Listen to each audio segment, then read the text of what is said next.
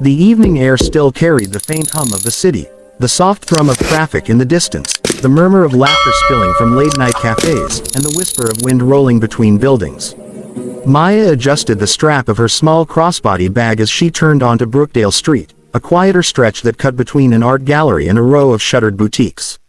She'd walked this route countless times before, and she liked it, the space to think, the quiet after hours of smiling faces and small talk at the charity event she'd just left. Her reflection flickered in the darkened windows as she passed, tall, calm, nothing out of place. The streetlights painted her skin in amber tones, and she moved with the steady, unhurried pace of someone who belonged wherever she was. Halfway down the block, voices broke through the calm. A group of men, maybe 4 or 5, were clustered near the mouth of an alleyway. Their laughter echoed off the brick walls, too loud, too sharp, the kind that had an edge of testing in it. Maya's eyes flicked to them once and away again, not out of fear but awareness. She didn't slow down. The tallest one noticed her first. "Hey," he called out, dragging the word longer than necessary, a smirk spreading across his face. The others looked up, grinning, feeding off his energy. Maya didn't answer. Her boots clicked against the pavement, rhythmic, measured. "What? Too good to say hi." Another voice chimed in. "We're just being friendly." Friendly. She'd heard that tone before, a challenge wrapped in mockery. She kept her gaze forward, posture straight, pace even. The streetlight overhead buzzed faintly, flickering. "Hey, I'm talking to you," the first man said again, louder this time. He stepped a little closer to the curb, testing her reaction. She finally turned her head, just enough for her eyes to meet his, cool, steady, unreadable. "I heard you," she said quietly. "And I'm walking." Something about the calm in her voice caught him off guard. There was no fear, no irritation, just control. It disarmed him for a moment, but the silence from his friends pushed him on. He wasn't used to being ignored. "Relax, lady," another muttered. "We're just talking." Maya stopped at the edge of the next streetlight, the glow haloing her shoulders. Her breath came slow and even. Years of training had wired her instincts to notice details, how the man on the right shifted his weight to his front foot, ready to move, how one of them lingered back, uncertain, how the alley behind them opened into a side street she could reach in 3 seconds if she needed to. But she wasn't going anywhere. "You've made your point," she said. "Now make a better choice and head home." The words weren't loud, but they carried, sharp, clipped, like a command. Her tone had that quiet authority that made people either listen or bristle. Predictably, the first man laughed. "Oh, a tough one. Look, we're just joking, no harm." He said it like an apology dressed up in arrogance. But Maya noticed how his friends had gone quieter, uncertain now. Something in her stance, the balanced weight on her heels, the precision in how she stood, told them she wasn't ordinary. Maya let the silence stretch. She wasn't trying to win a confrontation, she was making a point. People like this thrived on reactions, fear, anger, anything that gave them a sense of control. She offered none. "You done?" she asked finally, voice steady as stone. The lead man blinked, unsure how to respond. Yeah, sure," he muttered. He laughed again, but it sounded forced now. His friends shifted awkwardly, muttering something about heading out. Maya gave a single nod. Not triumph, not satisfaction, just acknowledgement. Then she turned and continued walking, the sound of her footsteps once again filling the quiet street. Behind her, the laughter faded. The air seemed to settle again, softer, calmer. The night reclaimed its rhythm. She didn't look back. She never needed to. Her body was already relaxed, her breathing steady. It wasn't the first time she'd met bravado with composure, and it wouldn't be the last. But there was always that moment, that flicker, when someone realized she was not what she appeared. As she turned the next corner, she smiled faintly to herself. People always underestimated her because she didn't need to prove anything. They saw what they wanted to see, just another woman walking alone. They never saw the years of discipline, the countless dawns spent training in cold surf and mud, the unbreakable stillness she'd earned through pain and precision. And that, she thought, was her greatest advantage. The air in the small cafe was warm and smelled faintly of roasted coffee beans and rain-soaked asphalt. The storm outside had just passed, leaving the streets gleaming with reflections of city lights. Maya sat at a corner table, watching thin trails of steam rise from her cup. Across from her, the man from the street, the one who had swaggered forward and then stepped back, was now sitting awkwardly, his bravado stripped away. His name, she'd learned, was Kevin. He'd caught up to her after the tense moment, apologies tumbling out. "Hey, I didn't mean for that to go the way it did," he'd said, shoving his hands into his jacket pockets. Something in his tone, the hesitant edge of shame, made her pause long enough to agree to coffee. Maybe it was curiosity, maybe instinct. Either way, she wasn't someone who turned her back without understanding what she'd just diffused. Now, sitting across from him, she studied him quietly. He couldn't meet her eyes for long. "I guess I acted like an idiot," he muttered, stirring his drink though it didn't need it. "It's just, we were joking around." Didn't realize what?" Maya asked, her voice soft but steady. He glanced up, hesitating. "Didn't realize you'd react like that. You didn't even look scared." Maya leaned back in her chair. "Why should I have been?" Kevin opened his mouth, then shut it again. He had no answer that wouldn't make him sound worse. His fingers drummed nervously on the tabletop. "I don't know. Most people would have been." "I'm not most people," Maya said simply. For a moment, silence stretched between them, broken only by the clink of dishes and the low murmur of other patrons. Outside, the wet street reflected the glow of neon from the shop across the road, open late. Kevin sighed, rubbing a hand over his face. "You've got that look," he said finally. "Like you've seen things. Like nothing rattles you." Maya smiled faintly. "Maybe nothing worth being rattled over." He tilted his head. "You in law enforcement or something?" She chuckled under her breath. "Or something." It wasn't a lie, but not the truth either. Her job wasn't the kind she could talk about over coffee with a stranger. Years of classified missions and silent nights on foreign shores weren't small talk. What she could say, though, was that moments like earlier, moments where arrogance met consequence, were familiar territory. "You know," Kevin said slowly, "when you looked at me back there, it felt like you could see right through me." "I could," Maya replied. "I've seen your kind before. People who think they need to prove they're in control, that they matter more when someone else looks smaller." He looked down, face flushing. "That's not who I want to be. I believe that," she said, surprising herself with the honesty in her tone. She'd met men like him in all walks of life, tough until they were forced to see what real strength looked like.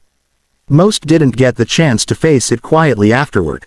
Kevin had. The barista brought them refills, breaking the tension.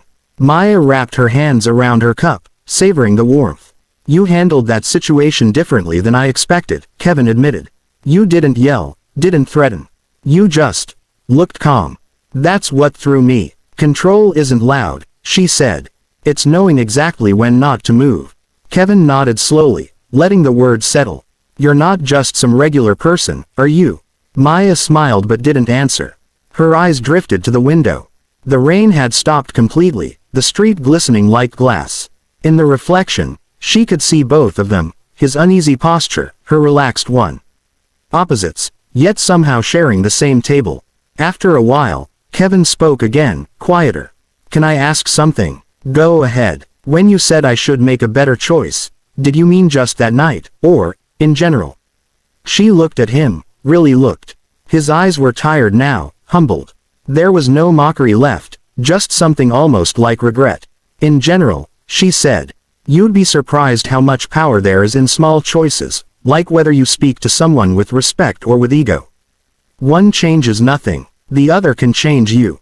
He nodded, staring into his coffee as if it held an answer. For a long time, neither of them spoke. The cafe began to thin out. Chairs scraped, doors opened and closed.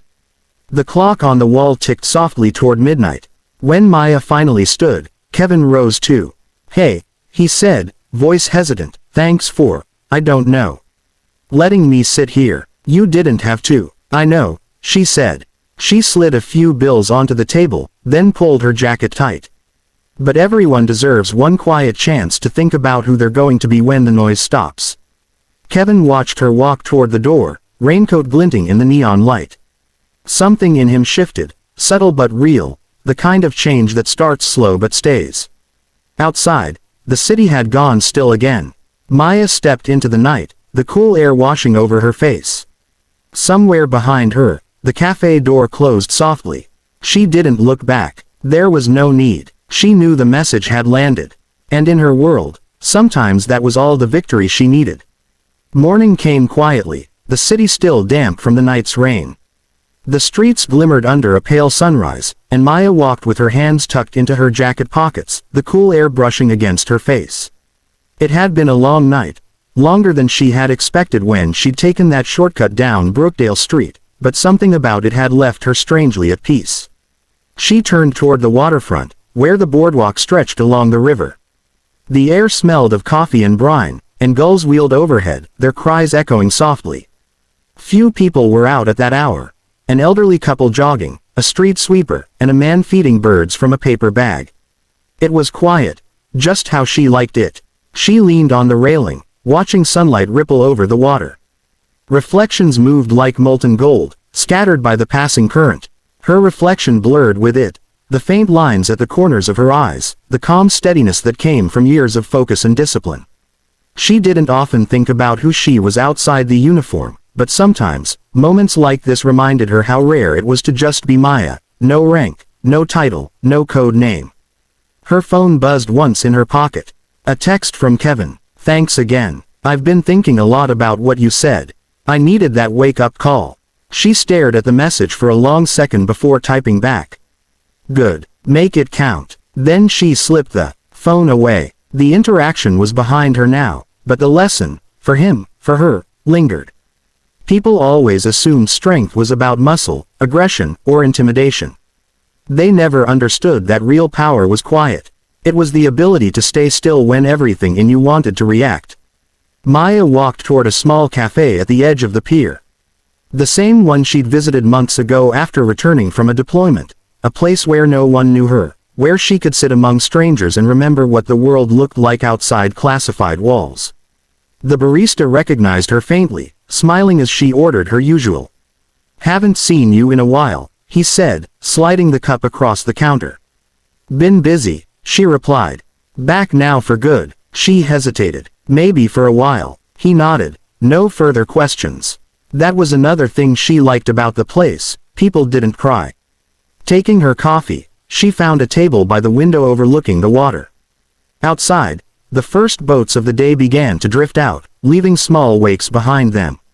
The scene felt so peaceful that for a moment, she almost forgot how loud the world could be. Her thoughts drifted back to the night before.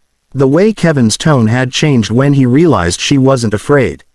The flicker of understanding when he'd sat across from her in the cafe, listening rather than performing. It reminded her of something one of her instructors had once said: "The strongest fights you'll ever win are the ones you end without throwing a punch." She smiled faintly. He'd been right. Her mind wandered further, to the team she'd served with, the missions that had demanded precision and silence. In those moments, fear was a companion, not an enemy. You learned to respect it, to let it sharpen you instead of control you. That was what last night had been, a smaller version of the same lesson, just in civilian form. The cafe door opened behind her. Maya didn't turn at first, but a familiar voice caught her attention. "Guess I was right about this place." She looked up. It was Kevin. Clean shirt, eyes clearer than the night before, carrying 2 coffees. "I figured you might come here," he said, setting one cup on her table. "Hope I'm not intruding." "Not at all," Maya said, though her surprise flickered for a second. He sat across from her, awkward at first but smiling. "I wanted to say thanks properly. Last night, it made me think about how easily people misjudge others and themselves." Maya regarded him quietly. "Thinking is a start. Acting differently is what matters." "I know," he said. "I'm starting with an apology, not just to you, but to myself. I don't want to be that guy again." She nodded slowly. "Good." For a while, they drank their coffee in silence. Outside, sunlight spilled across the boardwalk, turning puddles into mirrors. The world seemed new again. Kevin stood after a while, slipping his hands into his pockets. "Well, I should go. But if I ever run into you again, hopefully it's under better circumstances." Maya smiled faintly. If you do, maybe you'll be the one teaching someone else what you learned. He grinned at that, a real grin this time. Maybe. He turned and walked out, shoulders lighter than when she'd first seen him. Maya watched him go, then turned back to the window. The boats were smaller now, the sun higher. She took another sip of her coffee, the taste grounding her in the moment. The city was waking, the world moving on. For her, it was just another morning, one more quiet victory that no one would ever hear about. But that was enough. Not every battle needed medals or recognition. Some were fought in silence, with patience, restraint, and a steady heart. And as Maya rose to leave, the wind picked up again, carrying the scent of the river. She slipped her sunglasses on and smiled to herself. In a world that still judged strength by noise, she'd always choose calm. That was her edge. That was her peace.